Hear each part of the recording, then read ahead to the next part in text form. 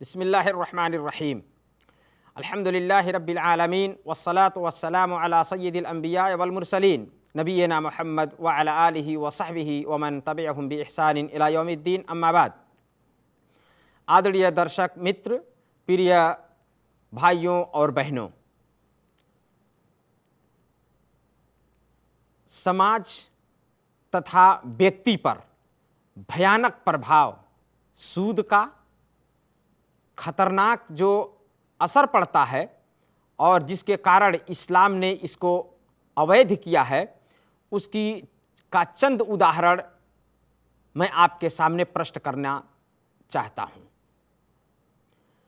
पहला जो प्रभाव वो समाज पर पड़ता है वो ये कि धन वितरण करने में असंतुलन उत्पन्न होता है और धनवान तथा निर्धन के बीच असमानता की एक महान दीवार खड़ी हो जाती है। सूद के कारण, ब्याज के कारण। सूद धन को एक ही समाज के चंद पूंजीपतियों के हाथों तक सीमित कर देता है और बड़ी संख्या में लोग इससे वंचित रह जाते हैं। धन से बड़ी संख्या में लोग वंचित रह जाते हैं और चंद पूंजीपति होते हैं जिनके हाथ में धन और पैसा खेलता रहता है।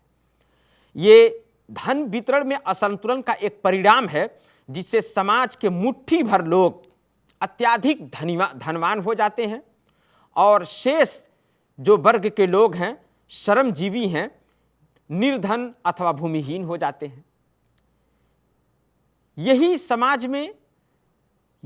ऐसी ही परिस्थिति समाज में घृणा, अपराध के फलने फूलने के वातावरण को जन्म देता है। दूसरा प्रभाव ये पड़ता है सूद का, व्यक्ति पर वो पड़ता है और वो ये इस प्रकार कि वो अनावश्यक खर्च करने का आदी हो जाता है और बचत नहीं करता है। क्यों?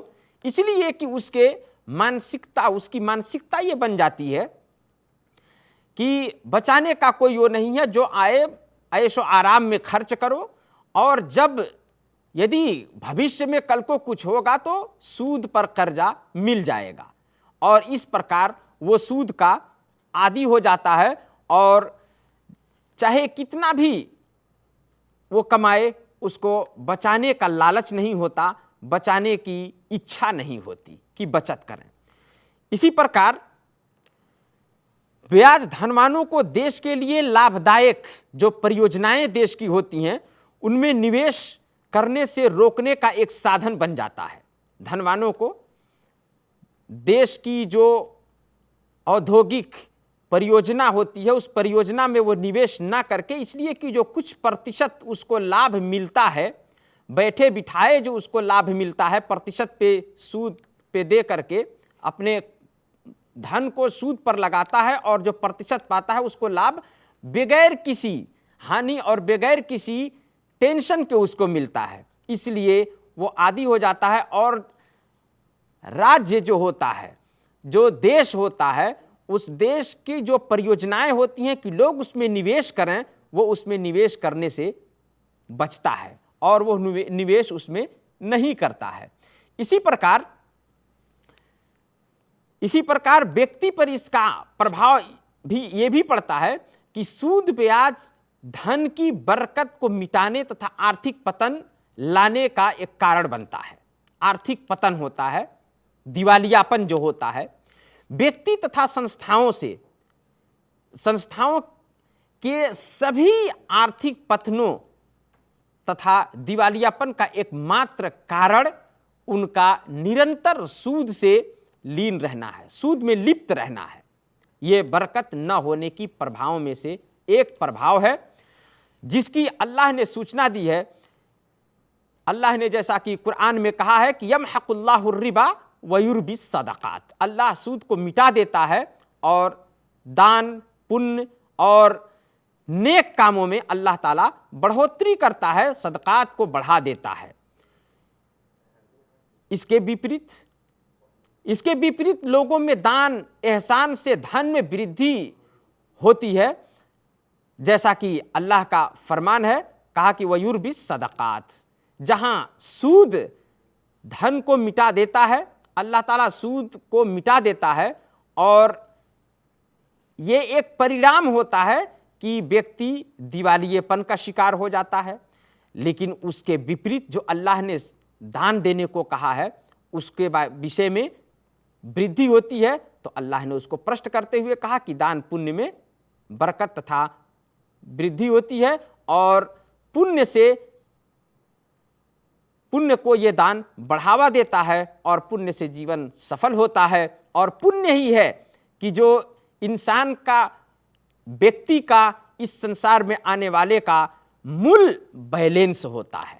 मूल बचत जो है वो पुण्य है, जो उसे संसार में भी सफल बनाएगा और परलोक के जीवन में भी उसे सफल बनाएगा। लेकिन उसके विपरीत जो अवैध साधनों को अपनाते हुए धन को कमाएगा, उसमें वृद्धि नहीं होगी, उसमें हानि होगा, उसमें दिवालियापन होगा, उसमें असंतुष्टि होगी, उसमें निरंतर व्यक्ति परेशान रहता है। तो मेरे भाइयों और बहनों, हमें ऐसे चीज़ों से, ऐसे कार्यों से, ऐसे साधनों से हमें बचना चाहिए यदि हम संतुष्टि चाहते हैं। और एक मुसलमान के लिए ये अनिवार्य है कि सूद तथा यस के अतिरिक्त अन्य जितने भी कार्य शरीयत में, इस्लाम में अल्लाह ने हराम किए हैं, उन सारे कामों को त्याग दे और दृढ़तापूर्वक अल्लाह से प्रार्थना करते हुए हलाल जीविका कमाने के पीछे चले और अपने संसार के जीवन को भी सफल बनाए और अपने महाप्रलय लोक पर जो है परलोक के जीवन को भी सफल बनाए।